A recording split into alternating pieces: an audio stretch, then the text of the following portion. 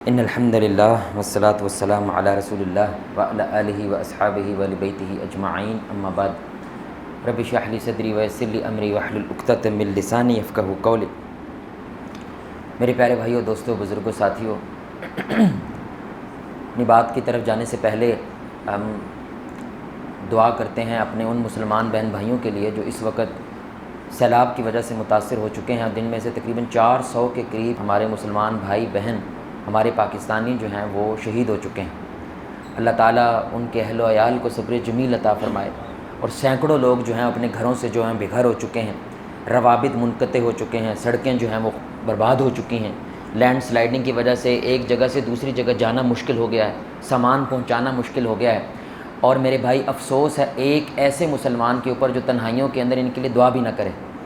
اللہ کی قسم، ایسے مسلمان پہ افسوس ہے، تف ہے ایسے مسلمان پہ جو اس گھڑی کے اندر، ایسے ماحول کے اندر اپنے مسلمان بہن بھائی جو بیڑا غرق ہو گیا، جن کی وہ ویڈیو دیکھ رہا ہے، جن کی وہ تصویریں دیکھ رہا ہے، گھر باقاعدہ بہتے ہوئے، بہہ رہا ہے گھر، بہہ رہی ہیں گاڑیاں۔ سوچیں آپ کی گاڑی بہہ رہی ہے، سوچیں آپ آفس سے سامان لینے گئے ہیں، سامان لے کے گھر آئے ہیں، گھر ہے ہی نہیں۔ ذرا تصور کریں اس زندگی کو، اللہ کی قسم، اور ہمارے سے دعا بھی نہ نکلے۔ تنہائی کے اندر ان کے لیے 2 رکعت پڑھ کے ہم اللہ تعالیٰ کے سامنے آہو گزاریاں بھی نہ کر سکیں، تو کیا تعلق ہے ہمارا اور ان کا؟ کیا تعلق ہے ہمارا اس ملک کے ساتھ؟ کیا تعلق ہے ہمارا اس قوم کے ساتھ؟ اور ایک حدیث جو آج ہم انشاءاللہ آپ کے سامنے رکھنے جا رہے ہیں، کیونکہ آخری زمانہ قیامت کی نشانیوں کے حوالے سے ہم ذکر کر رہے ہیں چیزوں کو، تو وہ جو نشانی ہمارے نبی صلی اللہ علیہ وسلم نے بتلائی ہے، واللہ العظیم اسی نشانی کی بنیاد کے اوپر ابھی جو کچھ ہو رہا ہے ایسے ہے جیسے ہمارے نبی نے اشارہ کیا تھا کہ ایسا کچھ ہوگا۔ رسول اللہ صلی اللہ علیہ وسلم نے ارشاد فرمایا، یہ صحیح روایت ہے، حضرت سمرہ روایت کرتے ہیں، رسول اللہ صلی اللہ علیہ وسلم نے فرمایا قیامت اس وقت تک قائم نہیں ہوگی جب تک پہاڑ، اب دیکھیں میرے بھائی، یہ صحابہ ہیں جو دنیاوی حوالے سے زیادہ پڑھے لکھے نہیں ہیں، وہ کتنے حیران ہوتے ہوں گے، حالانکہ ہمارے پاس انٹرنیٹ ہے، ٹی وی ہے، میڈیا ہے، ہم نے کیا کچھ نہیں دیکھ لیا اس دنیا کے اندر۔ آپ بھی ابھی یہ حدیث سن کے حیران ہوں گے، تو سوچیں صحابہ کتنے حیران ہوئے ہوں گے کہ ایسا بھی وقت آئے گا۔ اور وہ کیا ہے کہ قیامت اس وقت تک قائم نہیں ہوگی جب تک پہاڑ اپنی جگہ سے ہٹ نہ جائے۔ پہاڑ ہلنا شروع ہو جائیں گے میرا، یعنی زمین اس انتہا پہ جائے گی کہ اتنی بڑی طاقتور مخلوق جو وہ بھی کیا ہوگی میرے بھائی، ہلنا شروع ہو جائے گی، اپنی جگہ سے ہٹنا شروع ہو جائے گی۔ اور آپ صلی اللہ علیہ وسلم نے فرمایا، اور تم ایسی بڑی بڑی آفتیں دیکھو گے، ایسے بڑے بڑے سیلاب، ایسے بڑے بڑے زلزلے، ایسی بڑی بڑی آزمائشیں دیکھو گے جو تمہارے باؤ اجداد نے کبھی سوچا بھی نہیں تھا، جو تمہارے اہل و عیال نے کبھی سوچا بھی نہیں تھا کہ ایسا بھی ہو سکتا ہے، ایک بابو سر ٹاپ کے اوپر کھڑے ہو کے وہاں پہ سیلاب آ سکتا ہے، یعنی سب سے بلند جگہ پہ کھڑے ہو کے وہاں پہ کیا ہو رہا ہے میرے بھائی، وہاں پہ بھی لوگ ڈوب رہے ہیں، انا للہ و انا الیہ راجعون، چوٹی ہے وہاں پہ جو ہے میری بھائی، لینڈ سلائڈنگ ہو رہی ہے، لوگ وہاں پہ مر رہے ہیں۔ اللہ تعالیٰ ہمارے حال کے اوپر رحم فرمائے۔ تو علماء کہتے ہیں اس کا کیا معنی ہو سکتا ہے، اس حدیث کا کیا معنی؟ 3 چیزیں ہو سکتی ہیں۔ ایک، واقعتاً ایسا ہو، یعنی اتنا بڑا قہر ٹوٹے اللہ کی طرف سے کہ پہاڑ جو ہے وہ اپنی جگہ سے کیا ہو، باقاعدہ طور پہ کیا ہو، وہ ہل جائے، یعنی اتنا بڑا زلزلہ ہو، اتنا بڑی آفت آئے، جیسا کہ بالا کوٹ کے اندر میرے بھائی جو زلزلہ آیا تھا، وہ ابھی تک وہ لوگ اس کے اثر سے نکل نہیں سکے۔ 2008 کے اندر غالباً وہ زلزلہ تھا، تقریباً 5 میں، تقریباً اس کو 20 سال گزر چکے ہیں۔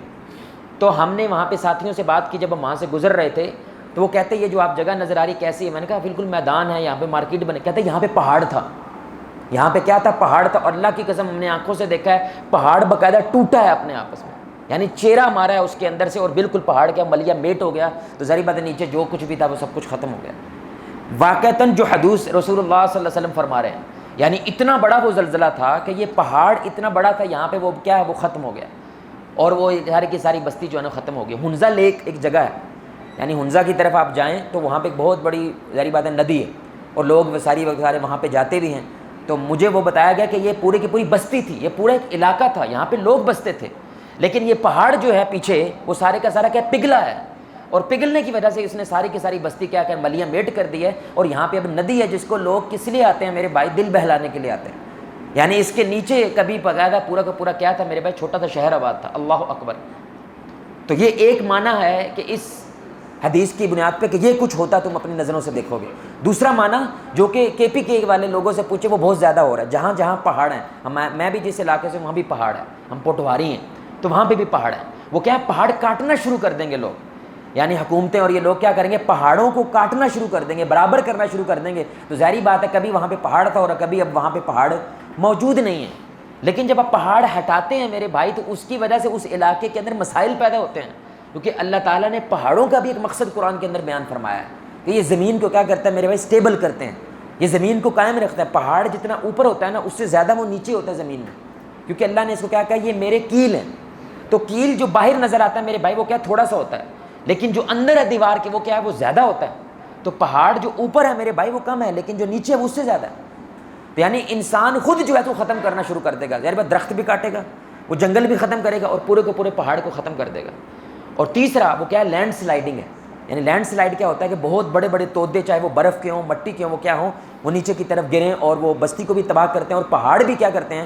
وہ اس کو بھی تباہ کرتے ہیں. تو اب میں کچھ چیزیں دیکھ رہا تھا کہ ہمارے معاشرے کے اندر پچھلے خاص طور پہ 25 سال کے اندر اس حدیث کی بنیاد کے اوپر کون سے بڑے بڑے واقعے ہوئے ہیں. اس میں سب سے جو بڑا واقعہ ہوا ہے تاریخ کے اندر، اتنا بڑا، ہمارے نبی صلی اللہ علیہ وسلم کیا فرمایا؟ ایسی آفتیں دیکھو گے جو تمہارے آباء و اجداد، تمہارے پچھلے لوگوں نے کبھی سوچا بھی نہیں تھا. خاص طور پہ واللہ العظیم وہ ایسا زلزلہ ہے کہاں پہ؟ جاپان کے اندر.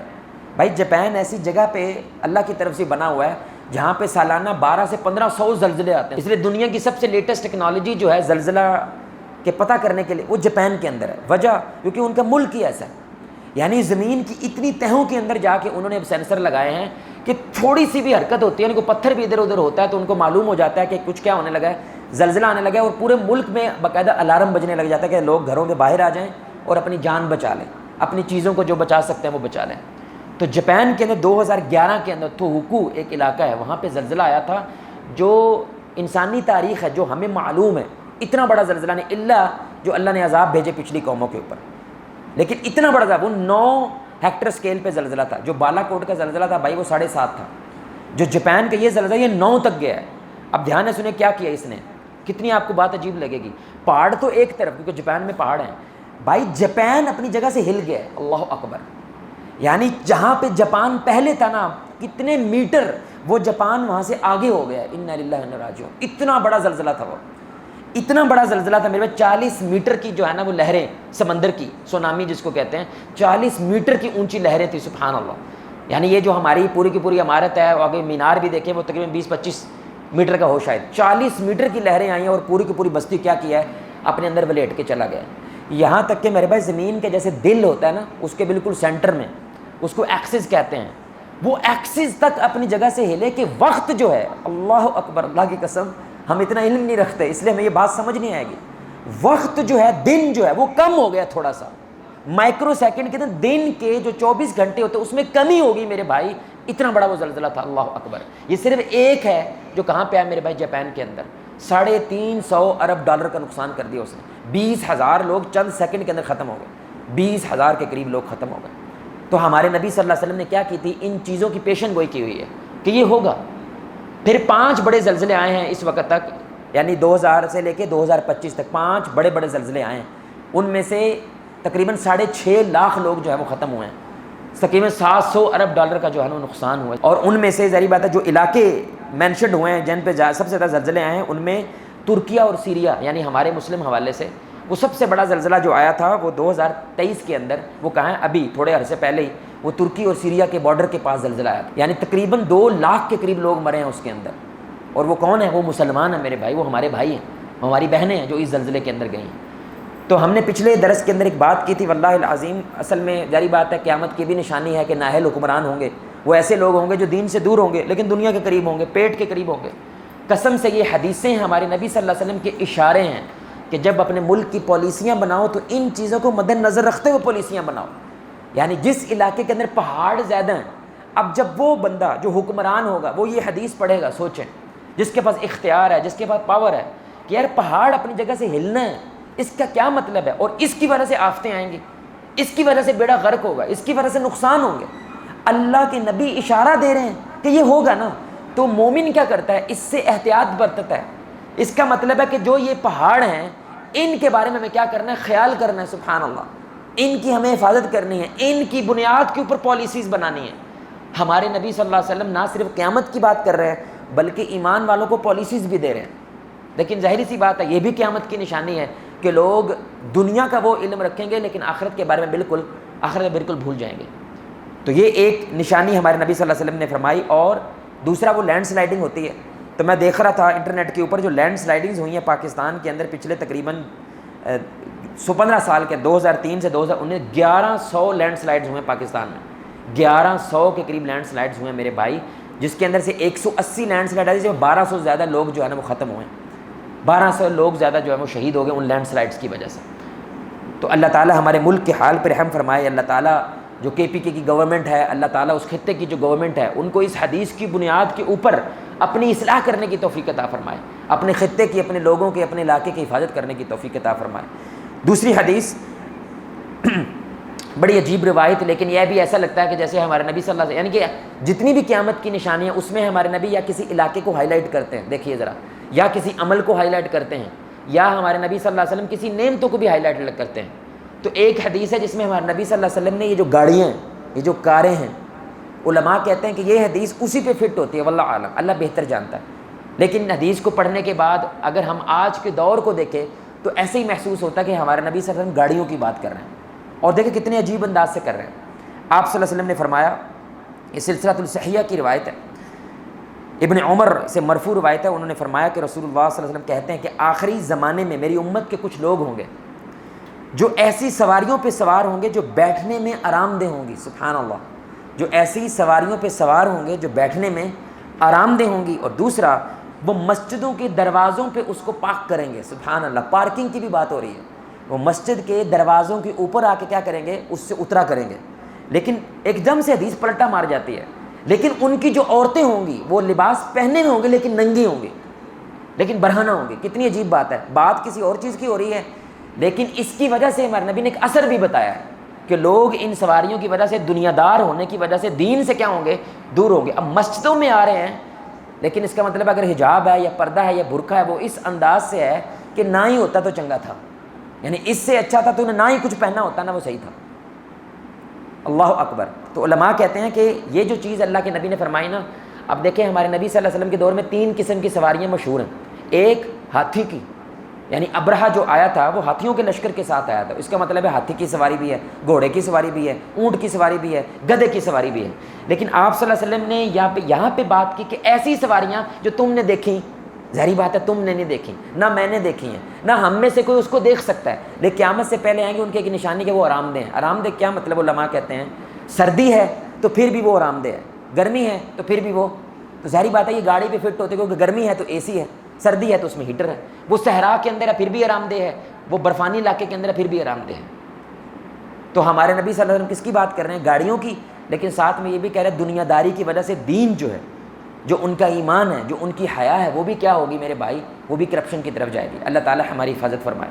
تو میں دیکھ رہا تھا کہ دنیا کے اندر اس وقت جو پچھلا سال گزرا کتنی گاڑیاں پیدا ہوئی ہیں. سبحان اللہ, ٹرک بھی, بسیں بھی, کوچیں بھی, گاڑیاں بھی, بھائی 9.5 کروڑ کے قریب. سبحان اللہ, یعنی صحابہ نے ایک گاڑی نہیں دیکھی زندگی کے اندر. یہ تو 19ویں صدی کے اندر یہ شروع ہوا ہے معاملہ, یعنی 1900 کے بعد تو کچھ گاڑیاں آنا شروع ہوئی ہیں میرے بھائی. یعنی یہ ہم نے دیکھی ہیں سب کچھ, جس کی بات ہمارے نبی کر رہے ہیں. تو 9.5 کروڑ صرف ایک سال میں. اور یہ گیا گزرا ملک جس میں گاڑی سب سے مہنگی ہے, یعنی وہی گاڑی انڈیا کے اندر 7.5-8 لاکھ کی ہے, ہمارے پاس 33 لاکھ کی ہے. سبحان اللہ, اتنا بڑا فرق. لیکن 2023 کے اندر پاکستان میں 82,000 گاڑیاں لوگوں نے خریدی ایک سال کے اندر, لیکن ابھی 2024 میں انہوں نے 1.25 لاکھ گاڑی خریدی ہے اس ملک کے اندر. تو ہمارے نبی صلی اللہ علیہ وسلم نے ان چیزوں کیا کی ہے, پیشن گوئی کی تھی کہ یہ ہوگا, یہ وقت آئے گا کہ لوگ کیا ہوں گے, ان کے پاس آرام دہ سواریاں آئیں گی, آرام دہ چیزیں آئیں گی. لیکن یہاں پہ ایک اور اشارہ بھی ہے, جیسے پالیسیز والی ہم بات کر رہے ہیں کہ ہمارے نبی صلی اللہ علیہ وسلم کو گھوڑے کا بڑا شوق تھا. ہمارے نبی صلی اللہ علیہ وسلم نسل کے گھوڑے تھے, اس کے گھوڑے کا نام جواد بھی تھا, آپ کو پتہ ہے, یعنی ان کے گھوڑے کی ایک نسل کا نام کیا تھا, جواد. آپ صلی اللہ علیہ وسلم گھوڑے پسند کرتے تھے, سواریاں پسند کرتے تھے. حدیث ہے رسول اللہ نے فرمایا جس کے پاس 4 چیزیں اس کے پاس دنیا کا سب کچھ ہے, نیک بیوی, اچھا گھر, اچھی سواری اور اچھا ہمسایہ. تو یعنی آپ اس حدیث سے ایک اشارہ بھی دے رہے ہیں کہ یہ جو سواریاں تم لیے پھرتے ہو یہ بدلے گا نظام. تو مومن کو بھی بدلنا چاہیے نا, کہ وہ جو ریاست ہے, وہ جو حکومت ہے, اس کو بھی بدلنا چاہیے. جاپان کی صرف 2 کمپنیاں ہیں, ساری دنیا جانتی ہے میرے بھائی, ٹویوٹا اور ہونڈا. ہونڈا پورا ملک ہے, یعنی پاکستان جتنا ٹوٹل پیسہ کماتا ہے نا وہ ہونڈا کلہ کماتا ہے. صرف ایک ملک ہے جو کیا کر رہا ہے، وہ والی سواریاں پیدا کر رہا ہے جس کے معنی بھی پیشن گوئی کر رہے ہیں. اور پھر ٹویوٹا علیحدہ کمپنی ہے ایک ہی ملک کے اندر، وہ صرف ایک کمپنی اتنا پیسہ کماتے ہے جتنا ہمارا ملک ٹوٹل کماتا ہے. سبحان اللہ، آپ اندازہ کریں کتنی بڑی کمپنی ہے. یعنی 19ویں صدی شروع ہوئی تھی تو لوگوں نے کیا کہتے ہیں پیٹرول سب کچھ ہے. اس کی وجہ کیا ہے؟ کیونکہ گاڑی سب کچھ ہے نا، گاڑی کے ساتھ وہ پیٹرول جڑا ہے، پھر جہاز جڑا ہے، پھر سب کچھ جڑا ہوا ہے. سبحان اللہ. تو ہمارے نبی صلی اللہ علیہ وسلم یہ گاڑیوں کی طرف بھی اشارہ کر رہے ہیں.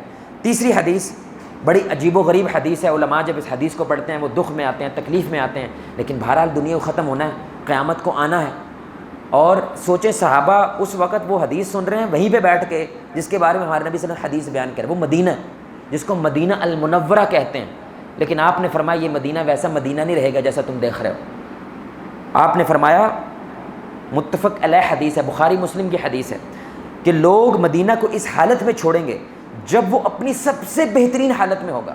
یعنی دنیاوی حوالے سے اس سے زیادہ بہتر وقت مدینہ کے لیے کوئی نہیں ہو سکتا. یعنی بلڈنگیں ہیں، پیسہ ہے، مال ہے، کھیتیاں ہیں، پھل ہے، سب کچھ ہے، لیکن لوگ نہیں ہوں گے. مدینہ خالی ہو جائے گا، بالکل خالی.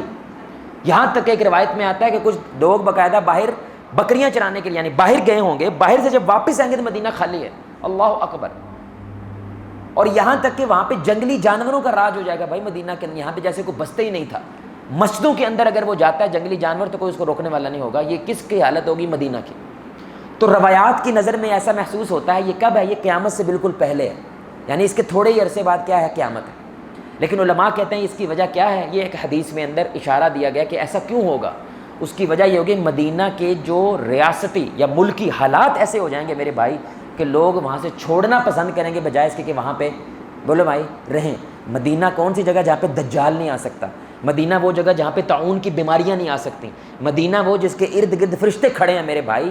وہاں پہ بھی اگر انصاف نہ ہو، اگر نظام نہ ہو اور دنیا اپنے جوبن پہ ہو تو لوگ وہ کیا کرتے ہیں میرے بھائی؟ وہ چھوڑ کے دوسری دنیا میں جانے کی کوشش کرتے ہیں. تو نبی یہاں پہ بھی اشارہ دے رہے ہیں اگر مدینہ بھی اس اصول کو چھوڑ دے میرے بھائی یہ بھی ختم ہو جائے گا. تو سوچو جو عام علاقے ہیں دنیا کے وہاں پہ کیا، اس کی تو فضیلت ہے. یہ تو حرم ہے، یہ اللہ نے میری وجہ سے کیا کہ اس کو حرم کا درجہ دے دیا. سبحان اللہ. یہاں پہ اگر میرے بھائی حالات، اگر نظام خراب ہو، سسٹم خراب ہو، رہنے کی جابل نہ رہے تو لوگ اس کو بھی چھوڑ کے جاتے ہیں، حالانکہ یہاں پہ پیسہ موجود ہے. تو اللہ کے نبی کس چیز کا اشارہ دے رہے ہیں؟ انصاف کا. کس چیز کا اشارہ دے رہے ہیں؟ نظام کا. یعنی لوگوں کو پش کرنا چاہیے اپنی حکومت کو اور نظام کو فالو بھی کرنا چاہیے کہ آپ اس ملک کے اندر کیا لے کے آئیں؟ انصاف کا نظام لے کر آئیں. اللہ ہمارے ملک میں اس نظام کو لائے.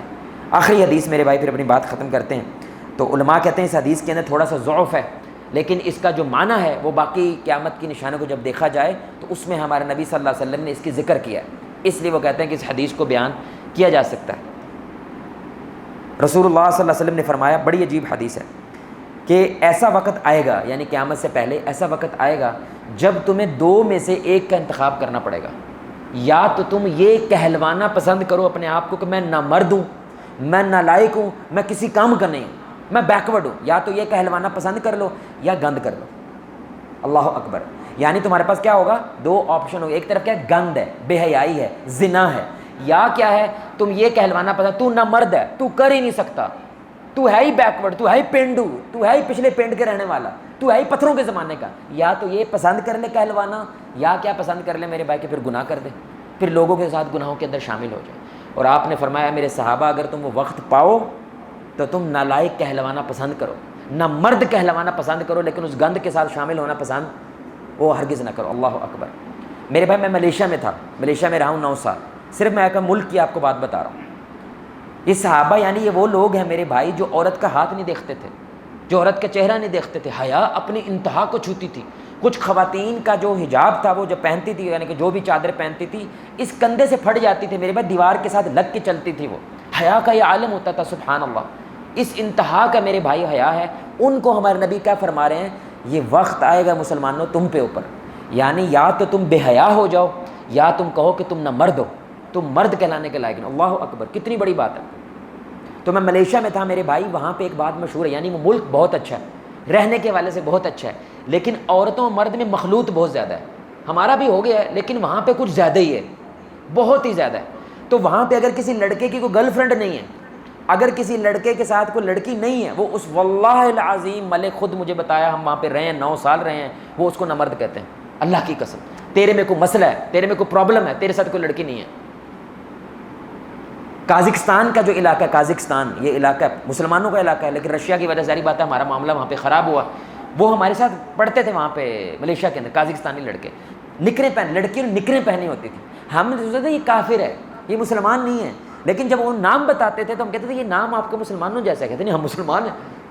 تو میں نے کہا یہ پردہ وہ چیز ہے، کہتے ہیں ہمارے ملک میں بین ہے، ہم پردہ نہیں کر سکتے، ہم حجاب نہیں کر سکتے، ہم حجاب، اس لیے ہماری پوری کی پوری نسل جو ہے وہ جیسے آپ ہمیں دیکھ رہے ہیں اس سے بھی آگے بھائی 4 گنا.